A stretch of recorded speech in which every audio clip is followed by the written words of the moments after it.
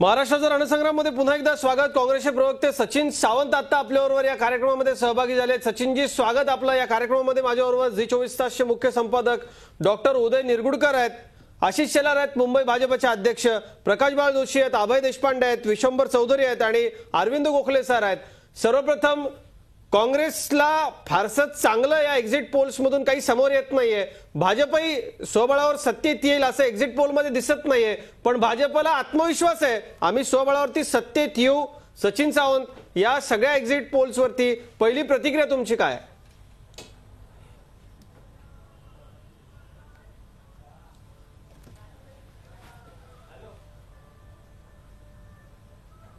नाही, आता भाजप अर्ध्या हळकुंडाने पिवळं होतंय याच्यातनं दिसतंय। पहिली गोष्ट अशी की भाजपनं ज्या तऱ्हेनं या निवडणुकीमध्ये प्रचार केला त्या शिवछत्रपतींचा आशीर्वाद द्या मोदींना साथ, महाराष्ट्रामध्ये मोदी नेतृत्व करणार होते का हा एक मूलभूत प्रश्न आहे। आणि त्याच्या अनुषंगाने दुसरा एक निर्माण होतो प्रश्न, तो जनतेसमोर होता की महाराष्ट्रामध्ये भाजपला चेहराच नाही, कारण जे चेहरे आहेत ते सगळे लोकांकरता अनभिज्ञ असलेले चेहरे आहेत किंवा अननोन असलेले चेहरे आहेत। त्यामुळे गडकरी किंवा इतर नेते हे काही विश्वासार्ह नेतृत्व किंवा विकल्प देऊ शकतील अशा तऱ्हेचं नव्हते। त्यामुळे आताच्या परिस्थितीमध्ये एक तर पहिली गोष्ट अशी की अशा तऱ्हेचे एक्झिट पोल आणि ओपिनियन पोल ह्या संदर्भामध्ये काँग्रेसच्या धोरणात्मक निर्णय ही आहे की त्याचा विरोध आहे आणि सातत्यानं आम्ही अनेकदा त्या अशा पोलना खोटं ठरवलेलं आहे।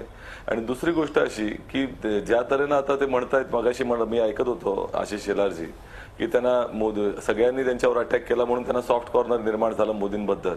मला असं वाटतं की आता थोड्या दिवसापूर्वीचे प्रत्येक म्हणजे जे लोकसभा निवडणुकीनंतरचे सगळे जे काही बायपोल झाले किंवा पोटनिवडणुका झाल्या देश पातळीवरती, त्यावेळेला मोदींच्या वरती टीका झालीच होती आणि जनतेमधनं देखील ती टीका झाली। एक लक्षात घेतलं पाहिजे की जनतेला जी आश्वासनं जी स्वप्न त्यांनी दाखवली त्याच्या संदर्भामध्ये एक फार स्ट्रॉंग रिॲक्शन त्यांच्यावरती आहे की ह्या बाबतीमध्ये जनतेचा विश्वासघात झालेला आहे। जनतेला ते काही दिसलेलं नाही।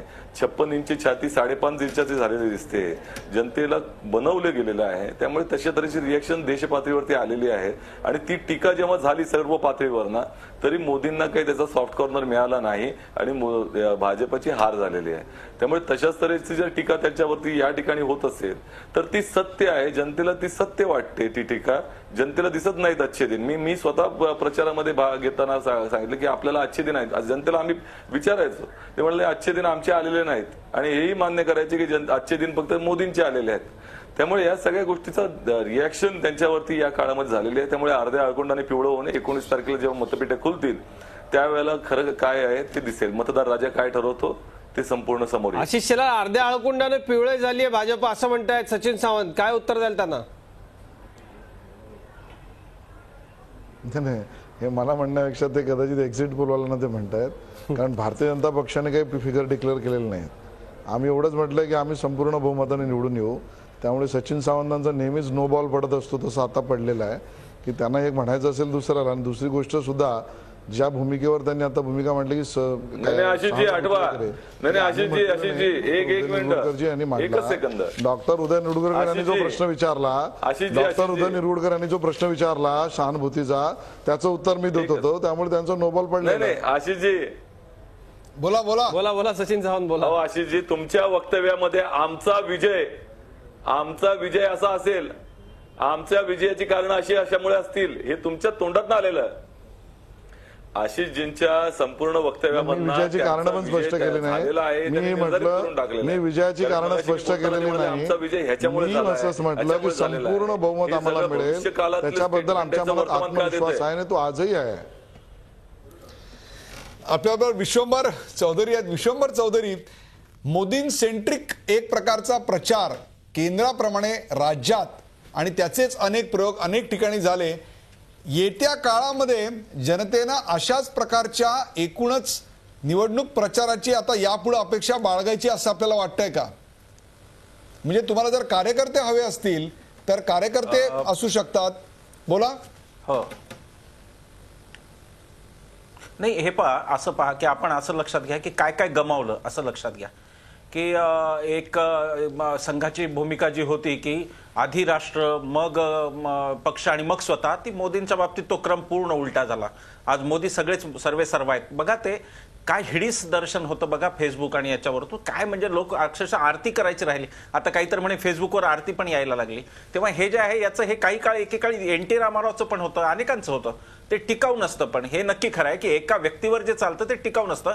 एक चालुकानुवर्तीत्व वगैरे काही तर सामाजिक बांधिलकी ठीक आहे, पण इकडे ते काही चालतं असं नाही. नंबर एक.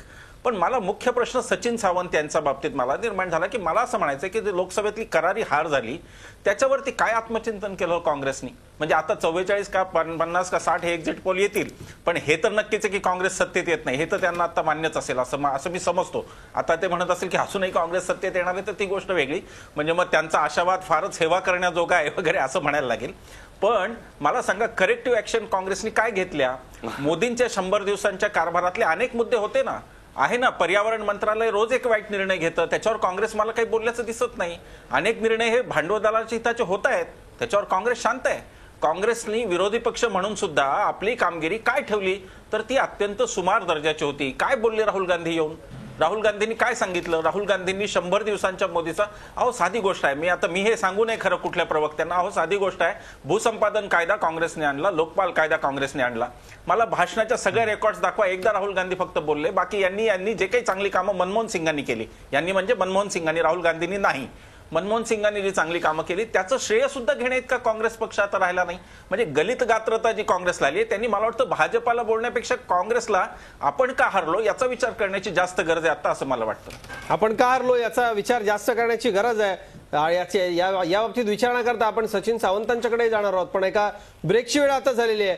मुंबई भाजपचे अध्यक्ष आशिष शेलार यापुढे आपल्यावर या चर्चेमध्ये नसतील. आशिषजी, आपण या चर्चेमध्ये सहभागी झालात, आपले धन्यवाद.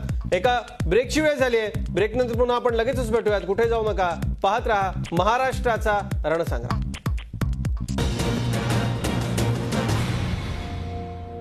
महाराष्ट्राच्या रणसंग्राममध्ये पुन्हा एकदा स्वागत. आपल्याबरोबर या कार्यक्रमामध्ये भारतीय जनता पक्षाचे राष्ट्रीय उपाध्यक्ष विनय सहस्रबुद्धे हे देखील आता जोडले गेलेत. विनयजी, स्वागत आपलं आमच्या या कार्यक्रमामध्ये. एक्झिट पोल्सचे हे सगळे आकडे बघितल्यानंतर पहिली प्रतिक्रिया तुमची विचारायची आहे. पहिली प्रतिक्रिया म्हणजे काय, आणि हे सगळं यश जे दिसतंय आता, हा विजय मोदींचा आहे का? असं आहे की हे जे काही अर्थातच कुणालाही भारतीय जनता पार्टीच्या कार्यकर्त्यांना ज्यांनी परिश्रम घेतले आणि हे सगळं यश मिळण्याच्या दृष्टीने गेले अनेक महिने विशेषतः प्रयत्न केले, त्या सगळ्यांना कोणालाही आनंदच वाटण्याजोगी स्थिती आणि ती समाधानाची भावना माझ्याही मनामध्ये आहे. आणि महाराष्ट्राच्या जनतेला 15 वर्षांपासून ज्या काही एका गव्हर्नन्सच्या अनुशेषाची एक तीव्र प्रतिक्रिया त्यांच्या मनामध्ये होती, तर त्या दृष्टीने मला असं वाटतं की हे जे काही यश भारतीय जनता पार्टीला मिळू घातलं आहे ते मुख्यतः सुशासनासाठी, सुराज्य स्थापित करण्यासाठी, चांगलं सरकार, भ्रष्टाचार विहीन अशा प्रकारचं स्वच्छ कारभार देणारं सरकार यासाठीचं आहे. आणि त्यामुळे हे यश एका बाजूला नरेंद्र मोदी यांच्या नेतृत्वाचं आहे, अमित शहा जे आमचे राष्ट्रीय अध्यक्ष आहेत, किंवा देवेंद्र फडणवीस जे आमचे महाराष्ट्राचे अध्यक्ष आहेत, किंवा विनोद तावडे किंवा एकनाथराव खडसे हे जे आमचे विरोधी पक्षनेते आहेत, या सगळ्यांनी ज्या प्रकारचं नेतृत्व महाराष्ट्राला दिलं त्या नेतृत्वाचं, त्यांच्या परिश्रमाचं हे फळ आहे. आणि सगळ्यात महत्त्वाचं म्हणजे जनतेला जी एका स्वच्छ कारभाराची अपेक्षा आहे आणि प्रगतीची जी आस आहे, आकांक्षा आहे, या सगळ्या अतिशय गलिच्छ अनागोंदीच्या कारभारापासून आपल्याला आता काहीतरी चांगलं घडवून आणायचं आहे अशा प्रकारची जी एक आस महाराष्ट्राच्या जनतेच्या मनाला लागली आहे, मला असं वाटतं की त्या आकांक्षेचं प्रतिबिंब या निर्णयामध्ये पडलेलं आहे. आणि त्या दृष्टीने ही महाराष्ट्राच्या जनतेच्या आकांक्षेच्या विजयाची एक प्रकारे पावती आहे. सचिन सावंत, ज्या पद्धतीनं नरेंद्र मोदी यांच्या सभा झाल्या, तो जो मेसेज पोहोचवला तशा स्वरूपाचं कुठलंही तुमच्याकडचे दोन जे स्टार प्रचारक होते, सोनियाजी आणि राहुलजी, त्यांच्याबद्दल मात्र आपल्याकडून असा कुठलाही धोरणात्मक उपयोग या निवडणुकीत करून घेण्यात आला नाही. याचे नेमकं कारण काय?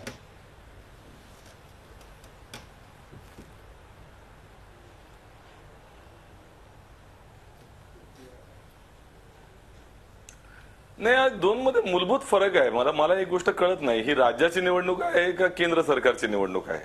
मोदी देशाचे प्रधानमंत्री आहेत, पहिले लक्षात घेतलं पाहिजे. पंतप्रधानांना राष्ट्रीय स्तरावरच्या अनेक कामं असतात. आणि दुसरी गोष्ट अशी की राज्याची निवडणूक ही राज्याच्या नेत्यांनी लढवायची असते. त्यामुळे 22 सभा जर त्यांना घ्यावे लागतील, आता मला वाटतं 22 का किती आहेत मला 26. परंतु जर तेवढ्या सभा जर त्यांना घ्यावे लागतील तर मग त्यांची विवशता त्या ठिकाणी दिसते. कारण पूर्वीचे नेतृत्व 1-2 सभा घेऊन देखील त्या ठिकाणी पूर्ण राज्याच्या निवडणुकांमधलं चित्र बदललंय. 26 सभा. आणि आज पंतप्रधानांना 26 सभा घेण्यासाठी जर त्यांना फिरावं लागतं तर त्या दिवसात एवढे 26 दिवसाचं काम जे देश पातळीवरती केलं पाहिजे, त्यांच्या जे काही त्यांचं उत्तरदायित्व आहे किंवा त्यांचं जे काही देशाकरता जे त्यांचा वेळ महत्वाचा आहे त्याचा देखील विचार केला पाहिजे. ही त्यांची विवशता आहे की या ठिकाणी महाराष्ट्रात येऊन त्यांना 26 सभा कराव्या लागल्या, कारण राज्याचं नेतृत्व पूर्णतः त्या ठिकाणी फेल झालेलं त्यांचं दिसत आहे. विनयजी बोला. दुसरी गोष्ट, त्याचा विरोधाभास या ठिकाणी असा आहे की काँग्रेस पक्षामध्ये राज्याचं अतिशय सक्षम नेतृत्व त्या ठिकाणी आहे.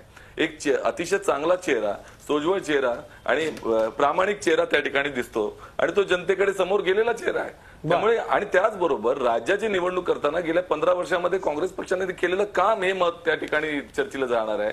त्याच्यामध्ये आम्ही दाखवण्याचा प्रयत्न त्या ठिकाणी करतोय. ह्यांच्याकडे टीका करण्याशिवाय काही दुसरं काही नाहीये. सावंतांच्या बोलण्यानी 100 दिवसाचं सरकार सचिन सावंत उत्तर देत आहेत विनय मुद्दे आपण ऐकूयात. विनयजी बोला. नाही, मला असं म्हणायचंय की सचिन सावंतांच्या बोलण्याने खरोखरच कोणालाही गहिवरून येईल. म्हणजे ज्या प्रकारे त्यांनी महाराष्ट्राच्या कामगिरीची एक प्रकारे वर्णन केलं आहे आणि आता त्यांच्या मुख्यमंत्र्यांनी म्हटलं टीव्हीवर रोज जाहिरातीतून ते सांगत होते की कुठलीही लपवाछपवी नाही, सारं काही उघड आहे. आणि नंतर टेलिग्राफच्या मुलाखतीत त्यांनी उघडच केलं की मी का कारवाई केली नाही, कारण आमचं सरकार गेलं असतं. त्यामुळे खरोखरच अतिशय पारदर्शी कारभार होता. परंतु त्या पारदर्शी कारभाराला जनतेने तितक्याच पारदर्शी पद्धतीने उत्तर दिलेलं आहे हे स्पष्ट होत आहे. पण मुद्दा तो नाहीये. मुद्दा सचिन सावंत जे म्हणतात की 26 दिवस त्यांनी इथे वाया घालवले आणि देशाचं नुकसान केलं. मी त्यांना सांगू इच्छितो की नरेंद्र मोदी यांचा दिनक्रम जरा बघा. ते केवळ 4-4.5 तास झोपतात आणि प्रत्येक क्षण देशाच्या कामासाठी वापरतात. निवडणुकीचा प्रचार हा पंतप्रधान आणि पक्षाचा नेता म्हणून त्यांच्या कामाचा एक भाग आहे. आता राहुल गांधी आणि सोनिया गांधी यांच्या सभा घ्यायला इथे फार कोणी उत्सुकच नव्हतं, तयारच नव्हतं. त्याला आता ते तरी काय करणार. त्यामुळे त्यांची मी अडचण समजू शकतो. परंतु नरेंद्र मोदी यांनी हे सगळं करत असताना बाकी पंतप्रधान म्हणून आपली जी काही कर्तव्य होती ती पार पाडलेली आहेत आणि त्याच्यामध्ये कुठलीही कसूर न ठेवता मग ते पाकिस्तानच्या बाबतीतला विषय आला असेल किंवा आंध्र प्रदेशातल्या वादळाचा विषय आला असेल, या सगळ्या प्रश्नांना भिडून पक्षाचे नेते म्हणून त्यांना जे कर्तव्य बजावणं आवश्यक होतं ते त्यांनी बजावलेलं आहे. याचं भान सावंतांनी ठेवावं. निवडणुकीच्या या सगळ्या आपल्या वादविवादामध्ये उगाचच नको ते मुद्दे आणू नयेत आणि चर्चेचा जो स्तर आहे तो खालावू नये, एवढीच माझी त्यांना कळकळीची विनंती आहे. अरविंद गोखले सरांकडे मला जायचंय. किती आहे ओघळ पोघळ बोलून. नाही विनयजी, तुम्ही खालावत नका. पहिली गोष्ट अशी, मी कधीही चर्चेचा स्तर खालावत नाही. ऐकून घ्या. नाही उदयजी, एकच शब्द. बर बोला. उघळ पोघळ बोलण्याने मुद्दे पटत नसतात, एक लक्षात घेतलं पाहिजे. ज्या तऱ्हेनं मोदींच्या संदर्भामध्ये तुम्ही बघायला गेलात तर ज्या एकंदर महाराष्ट्राच्या कारभाराच्या संदर्भात टीका करताय, परंतु त्यांच्या मंत्रिमंडळामध्ये 17 दागी मंत्री आहेत. एक रेपिस्ट आहे ज्याला तुम्ही काढलेलं नाही हे देखील त्या ठिकाणी दिसतंय. तुमच्या उपाध्यक्ष येदुरप्पासारखा महान व्यक्ती होतो, अमित शहा सारखा अत्यंत मोठ्या प्रमाणामध्ये ज्याच्यावरती आरोप असे तऱ्हेचे आहेत की ते एक प्रगल्भ व्यक्तिमत्व म्हणून दिसतंय, त्यांना तुम्ही अध्यक्ष करता आणि त्या ठिकाणी छातीटोकपणे म्हणता की आम्ही भ्रष्टाचार आणि यांच्यावरती कारवाई करतो. त्यामुळे ह्या सगळ्या गोष्टी उघड पडल्यात तुमचा चेहरा. त्यामुळे अशा तऱ्हेचं जे काही चित्र दाखवण्याचा प्रयत्न झालाय की आमचा तो बाळा आणि दुसऱ्याचं ते कार्ट, ह्या दृष्टीनं आता बघू नका. जनता खुळी नाहीये, जनता हे पाहते. त्यामुळे आता हे मगाशी मी जे म्हणालो आशिष शेलारांना अर्ध्या अळकोंडाने पिवळं होऊ नका. जे काही आता मतपेटीमध्ये मतदार राजा निर्णय दिलाय आता ते बंद झालेलं आहे. 19 तारखेला खुले. एका ब्रेकची वेळ झाली आणि ब्रेक नंतर पुन्हा मूळ महाराष्ट्रातल्या विषयाकडे आपल्याला वळायचं आहे. महाराष्ट्राचा रणसंग्राम मध्ये आपण चर्चा करणार आहोत. पुढच्या शक्यता, पुढची समीकरणं महाराष्ट्रातली काय असतील. एक ब्रेक घेतोय. ब्रेक नंतर लगेचच परतूयात. कुठे जाऊ नका. पाहत राहा झी 24 तास. रहा एक पाऊल पुढे. महाराष्ट्राचा रणसंग्राम मध्ये पुन्हा एकदा स्वागत. प्रकाश बाळ जोशी माझ्याबरोबर इथं स्टुडिओमध्ये आहेत. प्रकाश सर, एक गोष्ट खूप महत्वाची आहे, आता पुढची समीकरणं काय असतील आणि शिवसेना एकटी लढली पण भाजपच्या बरोबर इतर सहकारी होते आणि त्या इतर सहकाऱ्यांना बऱ्याच मर्यादा आहेत. मग त्या क्षेत्रीय मर्यादा आहेत, जातीच्या राजकारणाच्या मर्यादा आहेत, पश्चिम महाराष्ट्रातल्या राजकारणाच्या मर्यादा आहेत. भाजप किती या सगळ्यांना विचारात घेईल, या सगळ्या घडामोडींमध्ये नेमकं कसं चित्र असेल? शिवसेना आणि भाजपची युती ज्यावेळेस मोडली त्यावेळेस भाजपने एक अतिशय विचारपूर्वक निर्णय घेतला की महायुतीचे जे घटक होते त्या सर्व घटकांना त्यांनी बरोबर ठेवलं. याचं कारण असं आहे की तो एक सोशल इंजिनिअरिंगचा भाग होता.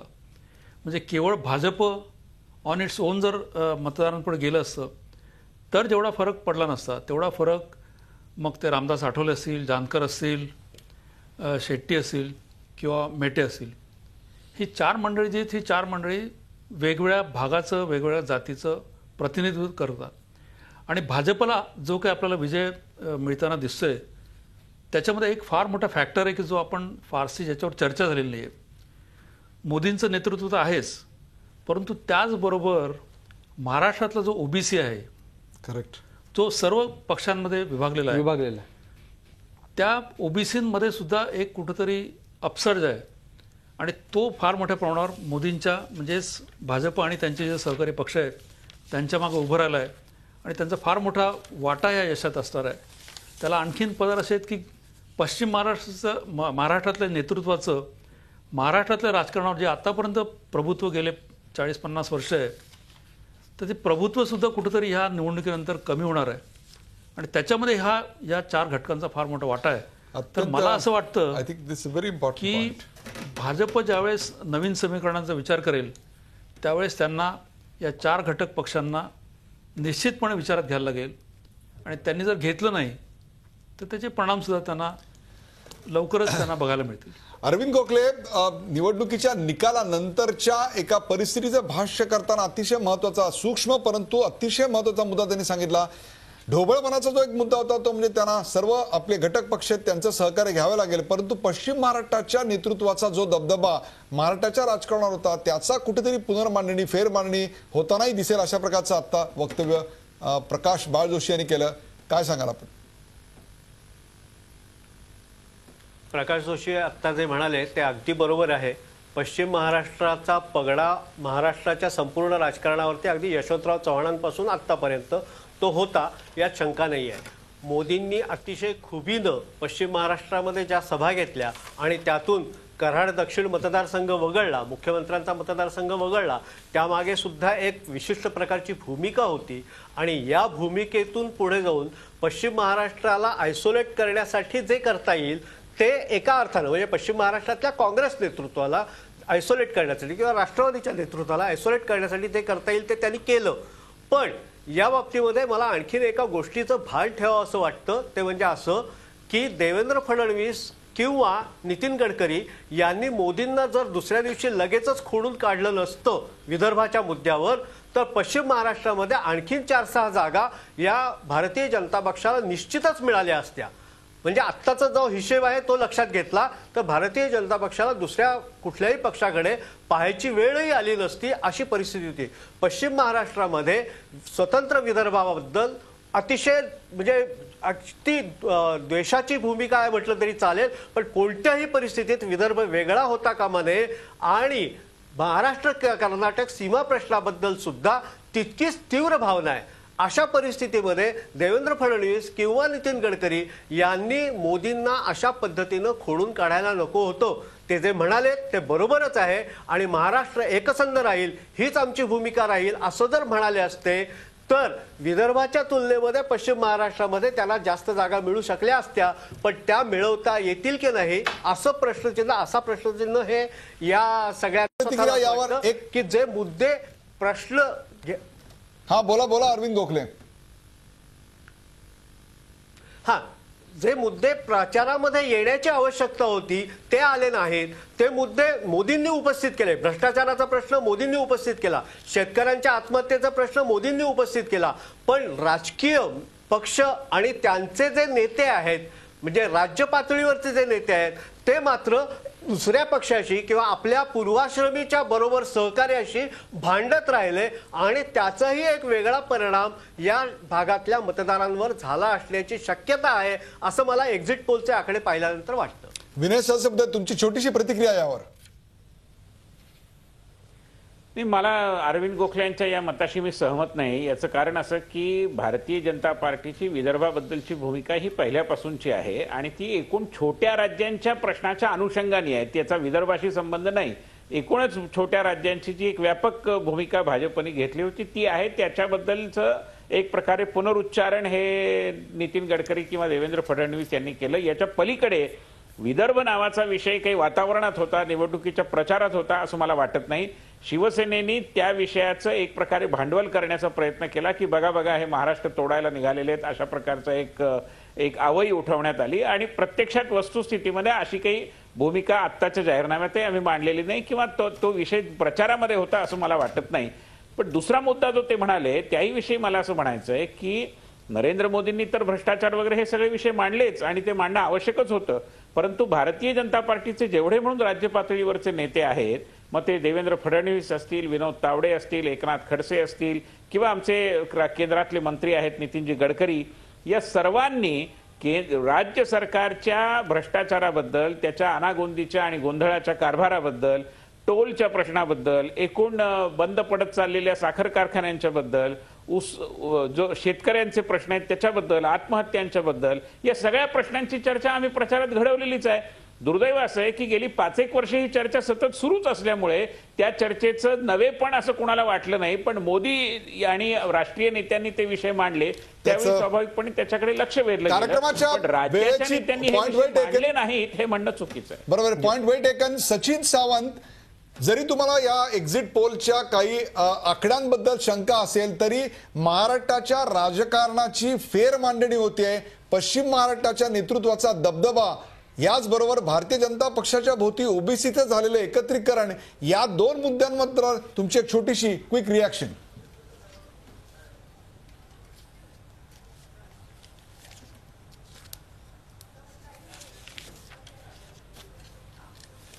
नाही, हा तर जर तरचा मुद्दा आहे. मला असं वाटतं की 4 दिवस थांबल्यानंतर त्याच्याबद्दल जास्त चांगल्या तऱ्हेनं बोलता येईल. 19 तारखेला निश्चितपणे रिझल्ट लागणारच आहे, त्यामुळे तोपर्यंत थांबायला काही हरकत असेल कोणाची नसावी. विश्वंभर, काय वाटतंय, घटक पक्षांची भूमिका भारतीय जनता पक्षाची नवी समीकरणात ठेवताना निर्णायक असणार आहे की नाही? नक्कीच निर्णायक असणार आहे, कारण की सोशल इंजिनिअरिंग जसं आता अरविंदजी गोखले म्हणाले तसं भाजपाने केलंच आहे. आणि त्यामुळे उदाहरणार्थ आता बघा की खरं म्हणजे भाजपाची व्यापक भूमिका ही अशी की जातीपातीला, परंतु भाजपाचे नेते धनगर आरक्षणात आघाडीवर होते तिकडे जाऊन स्टेजवर, तर सोशल इंजिनिअरिंग भाजपाने केलेलंच आहे.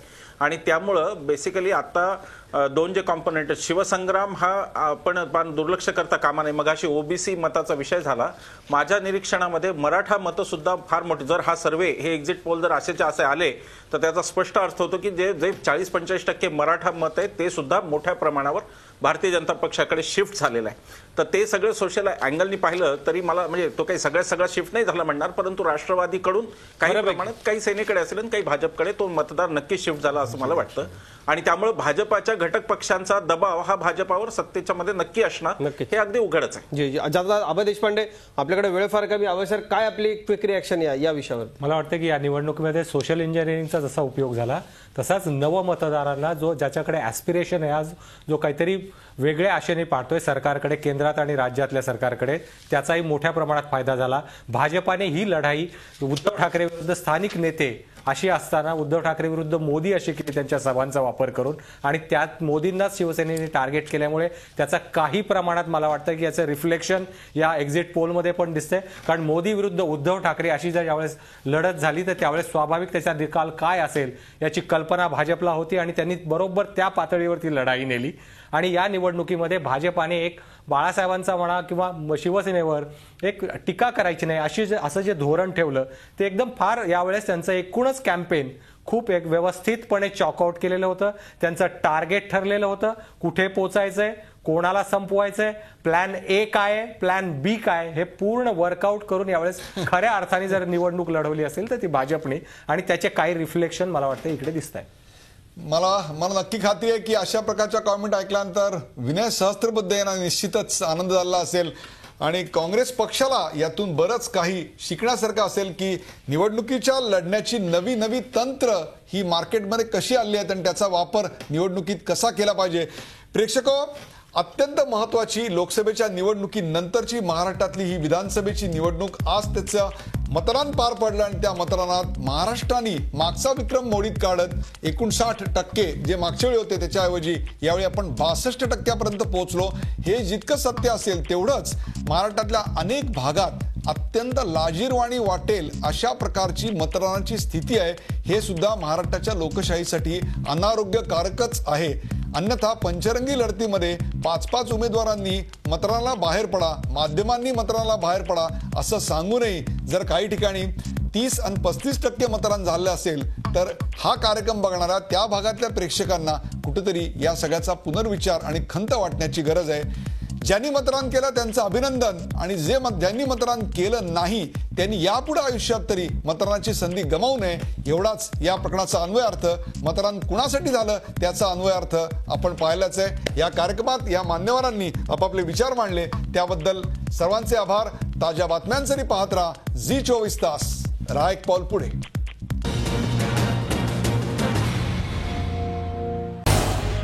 झी24 तास रहा एक पाऊल पुढे.